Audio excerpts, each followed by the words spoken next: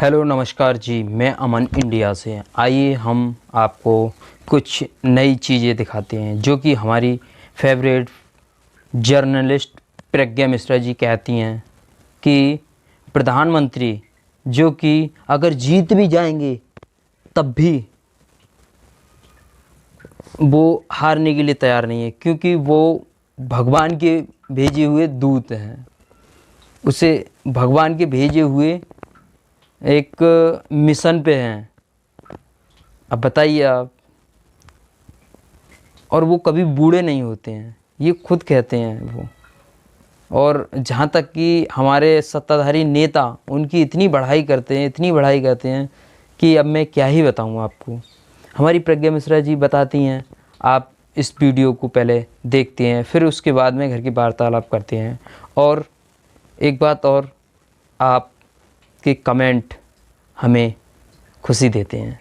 Please आप comment करें, subscribe करें, अगर अच्छी लगे तो शेयर करें जी। आइए देखते हैं। नमस्कार दोस्तों।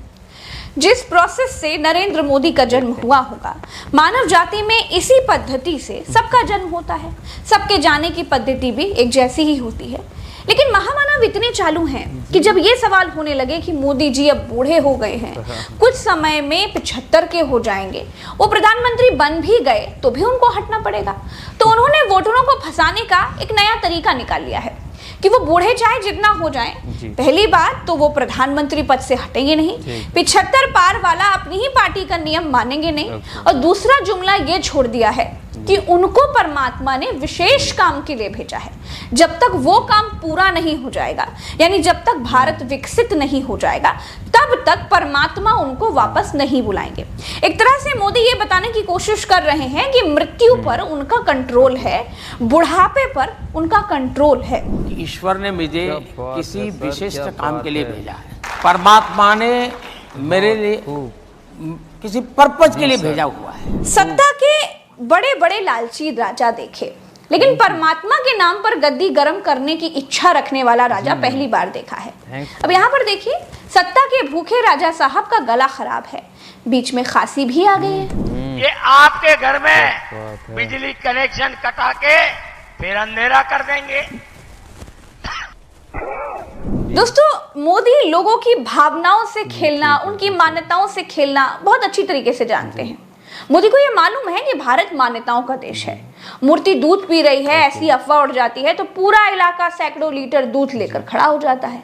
और डर के माहौल में ताली बजवाकर, थाली बजवाकर मोदी जी ने इसका टेस्ट भी कर लिया है ना।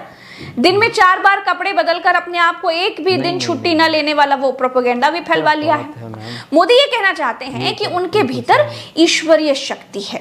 वो तब तक मृत्यु लोक नहीं छोड़ेंगे जब तक भारत विकसित भारत नहीं बन जाता।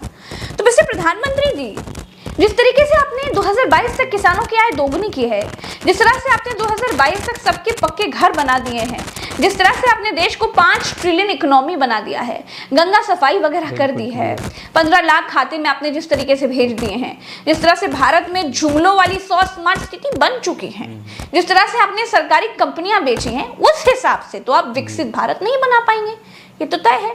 हाँ, अब जबरन आप गोदी मीडिया में कल आप ये छपवा ही दीजिए कि भारत विकसित हो गया है, तो वो अलग बात है, क्योंकि पिछले 10 साल में मीडिया को गोदी बनाकर यही सब तो किया गया है। जिस युग में राम का जन्म हुआ उसे त्रेता युग कहा गया, भगवान कृष्ण ने जब अवतार लिया उसे द्वापर युग कहा गया, कलयुग में महामानव ने अपने सत्ता काल को अमृतकाल घोषित कर दिया।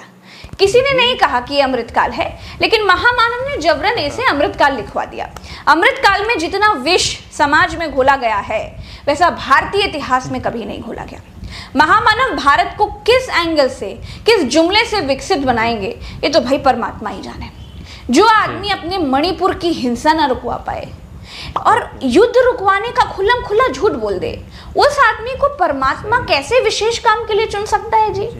अब रिश्तों की बात करूंगी तो बात बड़ी पर्सनल हो जाएगी, उसको छोड़ देती हूँ, वरना परमात्मा भी सोचेंगे कि लीजिए कैसे कैसे लोग मेरा नाम लेकर इस्तेमाल कर रहे हैं मेरा। आज मोदी जी की माता जी इस दुनिया में नहीं है। उनके ना होने पर मोदी जी कह रहे हैं कि वो बायोलॉजिकल नहीं है। क्या मोदी जी बायोलॉजिकल नहीं है? मैं कह नहीं रही हूँ, मैं पूछ रही हूँ, क्योंकि मोदी जी कह रहे हैं कि वो बायोलॉजिकल नहीं है। परमात्मा ने मुझे भेजा है, ये ऊर्जा बायोलॉजिकल शरीर से नहीं मिली। ये 2024 का चुनाव जी क्या मैम। क्या सुलवाएगा? Thanks। मोदी जी बायोलॉजिकल नहीं है, मोदी जी को परमात्मा ने भेजा है।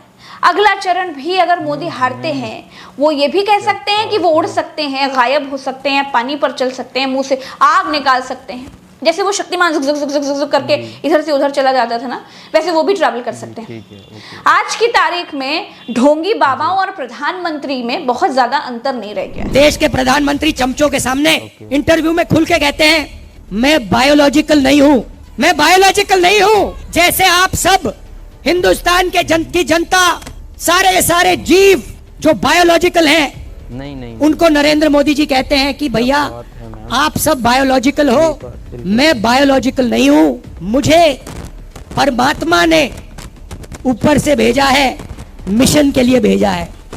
अब अगर भैया सड़क पे आपको ये कोई कह दे तो आप उसे क्या कहोगे? क्या कहोगे? उसे कहोगे भैया माफ करो, काम अपना करो, हमें अपना काम करने दो। और उनके चमचे क्या कहते हैं? वाह वाह वाह वाह वाह, क्या बात बोली। देखिए, मोदी जी तो कह रहे हैं कि वो बायोलॉजिकल नहीं है, लेकिन उन्हीं के सांसद मनोज तिवारी कह रहे हैं कि मोदी जी के अंदर महापुरुषों की आत्मा है। कि पिछला 20-22 साल जो मोदी जी के जीवन का है, वो ऐसा बताता है ना, जैसे लगता है उन्हीं के अंदर पंडित दीनदयाल उपाध्याय जी की आत्मा आ गई हो, उन्हीं के अंदर श्यामा प्रसाद मुखर्जी की, उन्हीं के अंदर सरदार पटेल जी की, उन्हीं के अंदर महामना मदन मालवीय जी की, उन्हीं के अंदर गांधी जी की कई बातें। मैं इसको ऐसे देखता हूँ जैसे होता ना कि दुर्गा जी को बनाने के लिए कई लोगों ने अपने अस्त्र शस्त्र शक्तियां दी। नरेंद्र मोदी को, ये बात मेरी हो सकता है लोग मुझे ट्रोल भी करें, लेकिन मैं मानता हूं कि मोदी जी को इन सारे महापुरुषों ने अपनी अपनी शक्ति दी है। अब ये देखिए, ये चंपत राय हैं। असल में महामानव को चने के झाड़ पर उन्होंने ही विष्णु का अवतार कहकर चढ़ा दिया है। अब महामानव को सच में लगने लगा है कि वो अवतार ही है। प्रधानमंत्री इस देश के भगवान विष्णु का अवतार है। विश्व की राजनीति में भी हमने बड़े से बड़ा गद्दी से चिपका हुआ शासक देखा, लेकिन किसी ने गद्दी से चिपके रहने के लिए परमात्मा का सहारा नहीं लिया।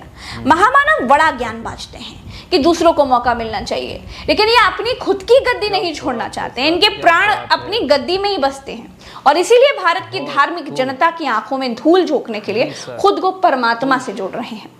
बहुत बड़ी बात नहीं होगी कि कुछ समय बाद ये खुद को कल की अवतार घोषित कर दें, क्योंकि महामानव को मालूम है कि अगर वो सत्ता से गए तो जो सत्ता में आएंगे वो महामानव का सारा प्रोपेगेंडा बेनकाब कर देंगे। हार के डर से महामानव परमात्मा के पीछे छिपने लगे हैं। दोस्तों, फिलहाल तो इस वीडियो में इतना ही। दीजिए इजाजत, चलते हैं। राम राम, दुआ सलाम, जय हिंद। ये लोग मंदिर के नाम पर चुनाव लड़ने चले थे, आखिर तक महामानव ने खुद के भीतर ही परमात्मा की शक्तियां घोषित कर ली हैं। प्रोपेगेंडाधारी परमात्मा की ओट लेने वाले कहीं भी चमत्कार कर सकते हैं, ईवीएम में भी। इसलिए लोगों को होशियार रहने की जरूरत है। नमस्कार। देखा था आपने कि हमारे वार्तालाप में क्या हुआ था। हमारी प्रज्ञा मिश्रा जी ने अच्छी तरीक़ा से आपको समझाया, जो कि अंधभक्त हैं, पहले भगवान की हुआ करते थे, सत्ता के दलालों के होते हैं। क्योंकि अंधभक्त तो अंधभक्त है ना, उन्हें कुछ भी समझाओ लेकिन उनकी समझ में नहीं आएगी। अभी जब अभी सत्ता के मूड में है, चूर हैं, नशे में, फुल नशे में हैं, उन्हें कुछ भी समझाओ नहीं आएगी समझ में। अगर भगवान पर कोई भरोसा नहीं करेगा, भगवान के नाम पर वोट लिए जा रहे हैं, मंदिर मस्जिद के ऊपर वोट लिए जा रहे हैं, धर्म के